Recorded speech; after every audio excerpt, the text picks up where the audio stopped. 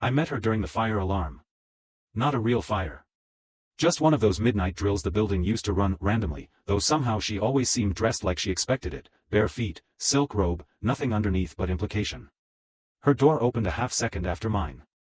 She looked me over like I was already part of her night. Then she reached out and tucked something behind my ear. "Stray thread," she said, but I didn't feel anything. I should have walked downstairs with everyone else. Instead, I followed her back inside her apartment, the one at the very end of the hall with the red welcome mat and no unit number. The place smelled like old books, oranges, and warm skin. Dim yellow light. Velvet curtains. No clocks. She handed me a glass of water, which I didn't remember asking for. "You're quieter than I expected," she said. Then added, "That's not a complaint. You always let strangers in like this?" I asked.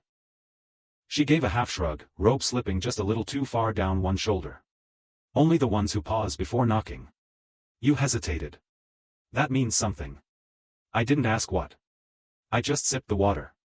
It tasted slightly metallic, like it had been poured through old copper pipes, or filtered through intention. On the wall above her couch was a single nail with a piece of red string tied around it. The string ran across the ceiling, disappearing into the dark down the hallway. "What's that lead to?" I asked. She tilted her head. "Desire. Disappointment. Depends on the guest." She stepped closer, just enough that I could feel the heat of her skin but not quite touch.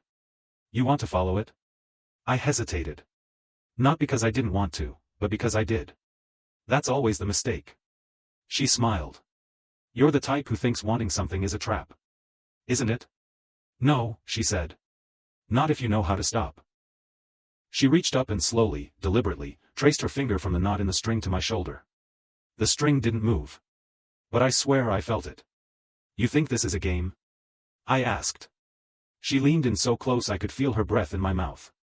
"No," she whispered. "I think you want it to be." I followed the string. Down the hallway. Past a mirror that didn't show either of us. Past a closed door with the sound of something breathing behind it, low and heavy, like the house itself had lungs. At the end was a single room. No furniture. Just the end of the red string tied around another nail in the wall. And below it, an envelope. Unmarked. She stood behind me, close enough that her hand brushed mine. "You can open it," she said. "What's in it?" She smiled. "Whatever keeps you up at night." I didn't open it. I left instead. Walked out her door. Down the hallway. Into the cold stairwell, barefoot, heart racing.